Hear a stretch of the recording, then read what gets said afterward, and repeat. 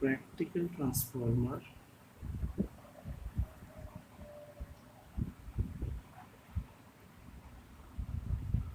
on no load. So what will be the difference? Basically, this time we will consider the losses. So earlier, if we remember, the in case of ideal transformer, let me draw the figure. This is the same figure. So the primary and the secondary, and already this voltage is, suppose supply voltage is V1. Here the back EMF will be E1. Here it will be E2, and actually terminal voltage will be V2. Now in case of ideal transformer, let me write ideal transformer. What we have seen already, that this voltage V1 is equal to E1, and as there is no loss, so when there is no load in the secondary side, so there is no current, that is this current is 0, I2 is 0. So this I1 current, what it does, it actually, we call it I1, or we can call it magnetizing current, IM. This I1, what it does, it actually creates a magnetic field here through the core, and as no losses are there, as no leakage reactance is there in case of ideal transformer, so all the current in primary, that whole current is used only for to generate this magnetic flux. So in that case, the phasor diagram we draw, we already have drawn, that becomes like this. If this phi is the reference, so I1 is generating the flux and there is no loss, so I1 and flux phi both are, as also we sometimes call it I0. Why I0 means no load current? Because in case of ideal transformer, we also can write I0, or we can also write this as I0, or we can write IM, because it is the magnetizing current.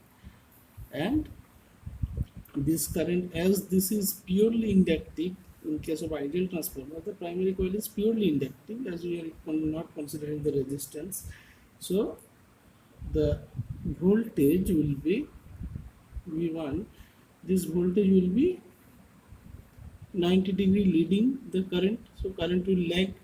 In inductance, we know that current lags behind the voltage, so the current is lagging, and this E1 will be the back EMF, self-induced EMF. So we know, as per Lentz's law, that the self-induced EMF will try to oppose the very cause that producing it. Here what this V1 is producing, this E1, so E1 will try to oppose V1, so E1 will be in the anti-phase, that is in the opposite side of V1.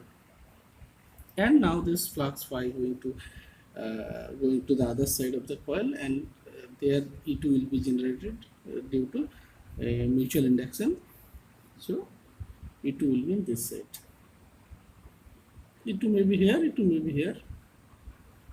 So let's say E2 here. This E2 will be equal to V2. So this is basically the phasor diagram in case of ideal transformer. Now in case of practical transformer on no load, what will happen?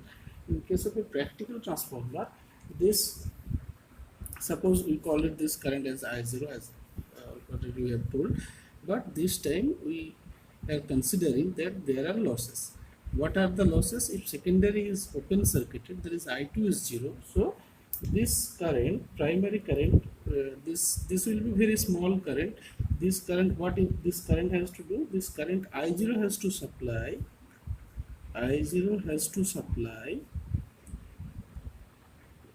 what? I0 has to supply two things. One is it has to supply the iron loss, or we can say core loss. That is basically eddy current loss and hysteresis loss. This is the eddy current loss and hysteresis loss, and it has to supply copper loss in primary winding. That is I square R loss. That is, we can say I0 square into primary resistance R1. This loss it has to supply. Now this loss will be this amount. This total loss will be very small. Why? Because I0 is actually very small. The I0, that is the no load primary current,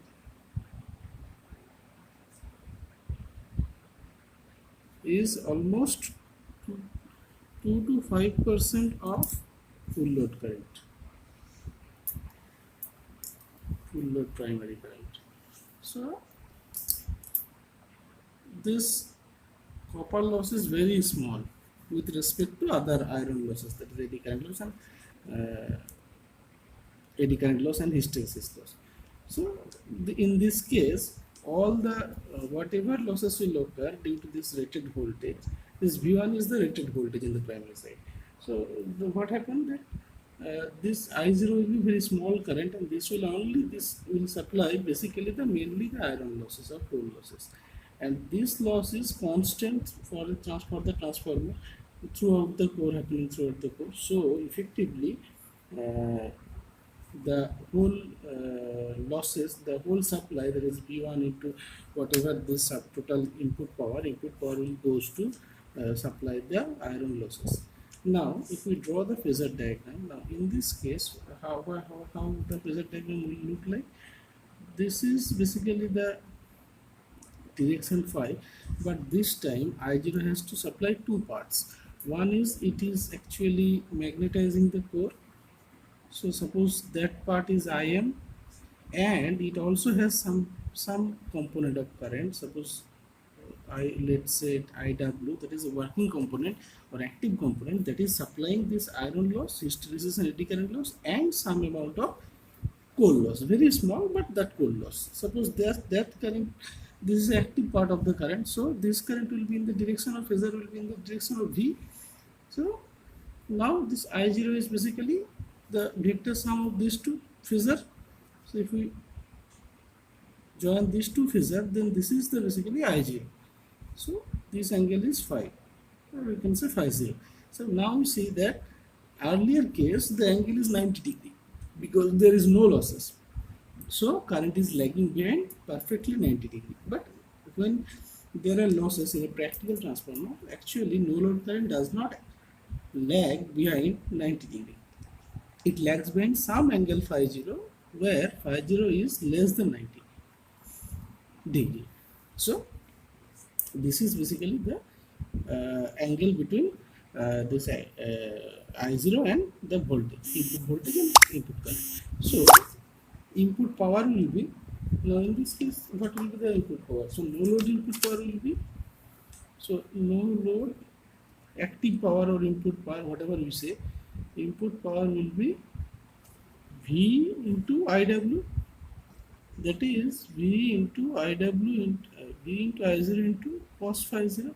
Why? Because this two components are IW will be I0 into cos phi 0, and Im will be, magnetizing component will be I0 into sin phi 0, and also we already know that I0 will be IW square plus Im square. It will be value. And what will be the power factor angle? Power factor angle also we can define from here also, that cos phi 0 will be IW by I0.